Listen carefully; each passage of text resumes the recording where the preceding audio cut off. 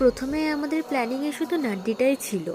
তারপরে গিয়ে মনে হলো যে হাতে কদিন সময় আছে, তো তাহলে একটুখানি ডালহৌসিটাও ঘুরে আসা যায়। ডালহৌসিতে গিয়ে আমরা ছিলাম কৈলাস ভিউ হোমস্টেতে, যার রুম থেকে ভিউটা ছিল অনেকটা এই রকম। এখান থেকে আমরা খুব সুন্দর মানিমাহেশ পিকটা দেখতে পেয়েছি, কিন্তু আমার ফোনের মধ্যে সেটা ক্যাপচার করাটা একটু সমস্যাকর। তবে পরের দিনের সকালবেলায় সানরাইজ আমার মন সত্যিই কেড়ে নিয়েছিল। এই দিনই আমরা ডালহৌসির সাইট সিনে প্রথমেই গেছিলাম কালাটপ। এখানে আমাদের চোখের সামনে একটা গাড়ি উল্টে যায়।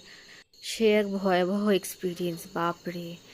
ওপরে গিয়ে আমি এটাকে পাই আর এটার সাথে কিছু ফটো তুলে নিই।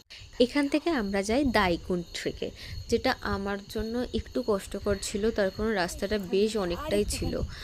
দাইকুন্ডকে ডালহৌসির হাইস্ট পয়েন্ট বলা হয়। এখানে বেশ জোরেই হাওয়াটা বইছিল।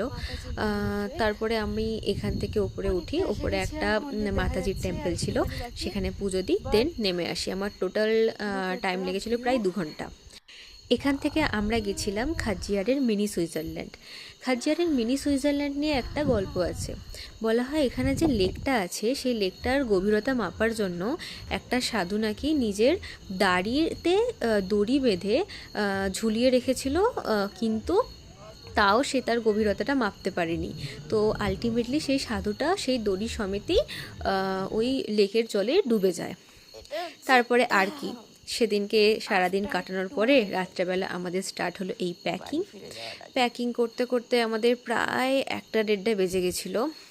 দেন পরের দিন সকালবেলা আমাদের বাস ছিল চম্বা বাস স্ট্যান্ড থেকে। আমরা অ্যাকচুয়ালি ছিলাম খাজিয়ার থেকে আমরা চম্বা যাই। দেন চম্বা বাস স্ট্যান্ডের ধারেই ছিল এই নদীটা। ভাবুন, এই রকম সময়ে নদীর কি দৃশ্য, আর এখন বর্ষাকালে এই নদীটাই কি ভয়াবহ। চম্বা থেকে জটপাস হয়ে আমাদের ফিরতে সময় লেগেছিল প্রায় 8 ঘন্টা। আমাদের লাস্ট ট্রিপের গল্প এখানেই শেষ। নাও ব্যাক টু হিমাচল সিরিজ।